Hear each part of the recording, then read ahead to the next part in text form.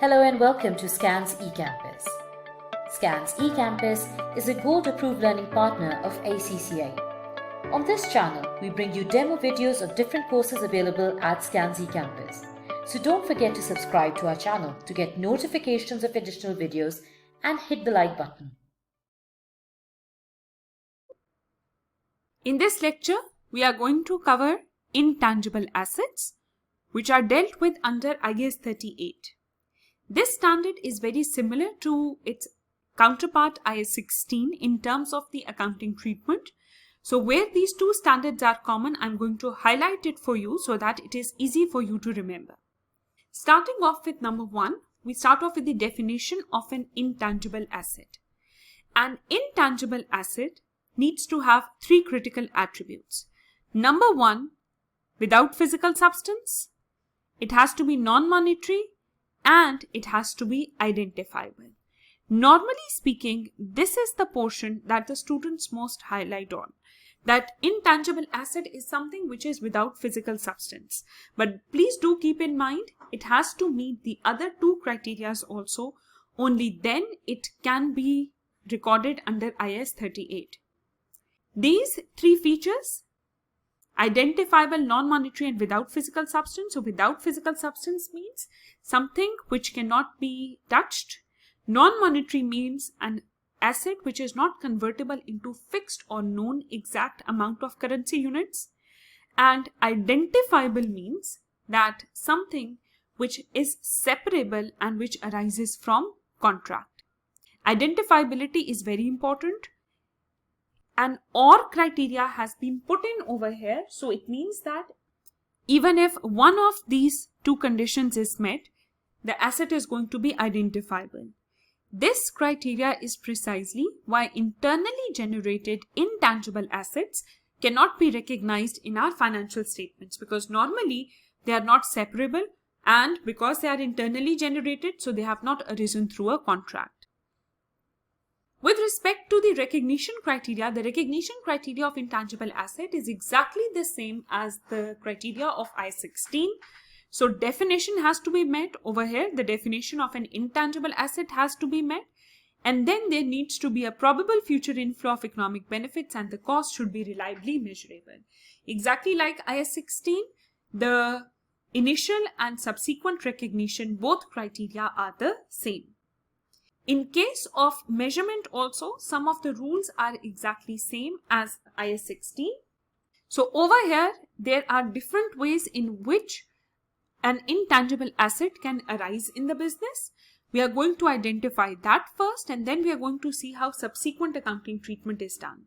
So one thing is that the initial measurement of IAS 38 assets, which is intangible assets, is always done at cost. Now over here, you have to go through the rules of IAS 16 and match over here. The rules are exactly the same. So your purchase price, if there is any kind of carriage cost associated with it, or there is any kind of installation cost, professional fee, etc., dismantling cost associated with it, all of them are counted for in exactly the same way as IAS 16. Then later on also, this was initial measurement. If you talk about the subsequent measurement also, that is also exactly the same as IAS 16, which means that the item can either be held at cost model or it can be held at revaluation model. So it can be at cost model or revaluation model. Under both the cases, the carrying value is calculated as cost or revalued value, less accumulated amortization, less accumulated impairment. The only difference over here is that instead of depreciation, the word used for intangible assets is amortization. Their accounting policies are also exactly the same. Accounting estimates are also the same. So for amortization also, straight line method, reducing balance method, etc. are going to be applicable. Accounting policy is also pro rata basis. So match these two so that it is easy for you to remember also that same rules are applicable in IAS 38 as they were there in IAS 16. The rules for revaluation, gain, loss, etc., everything is exactly the same as IAS 16. So we are not going to repeat them in this lecture. The different portion over here, however, is that when you're talking about initial measurement, then yes, if you have purchased an intangible asset, it is recognized at cost. But if it is coming into your business as a part of business combination, then it is recognized at fair value. If it has been acquired through a government grant, then it needs to be accounted for under IAS 20 rules. If there has been an exchange of assets, then the asset should be recognized at fair value of the asset that has been received. If the intangible asset has been generated internally, then also all costs related to it are capitalized. But in this case, we are going to read some specific rules. Internally generated assets generally are not capitalized in our statement of financial position. There are certain exceptional cases only which are recognized. Let's start with research and development. Research and development is a very important part and a different part from IAS 16 in IAS 38. Research means an original and planned investigation when you're going to find something. In this case, the research is always charged as expense to your statement of profit or loss. It is never capitalized in the statement of financial position. Research can be done in any way, so it can be in-house. It can be done on a behalf of a third party, but please keep this in mind that if research is being done on behalf of third party, then you must be claiming revenue against it, and the relevant standard applicable is going to be IFRS 15.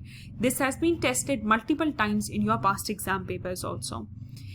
If a research has been purchased, then in this case, the working is going to be different. For your purchased asset, it becomes something which has arisen through contract and it may be capitalized also. The main difference in IAS 38 and a very important area of IAS 38 is the accounting treatment of development expenditure.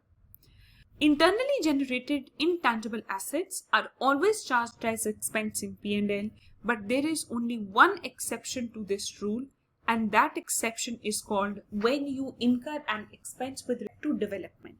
Development basically means when you have to apply your research findings to plan or design a substantially new or improved product. Please keep this in mind. Over here, you're talking about application of research. So this basically means that your research has been successful and now you are applying it to basically make sure that the practical product is also produced.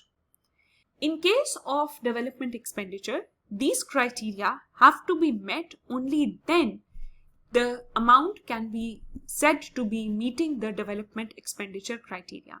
This criteria is very important. All of these need to be met, only then an item can be capitalized in the statement of financial position. If even one of these is not being met, then you cannot capitalize the expense in your statement of financial position. Also, if a company is doing research, then up till the date, all 6 of these criteria, or over here, if you keep this and together, these 5 criteria, so all of these criteria have to be met. Even if one of the criteria is not being met, you cannot capitalize your development expenditure. These criteria are, 2 of them are same as the regular recognition criteria, so cost reliably measurable and probable future inflow of economic benefits. Then they have to be technically feasible. The project has to be commercially viable and profitable.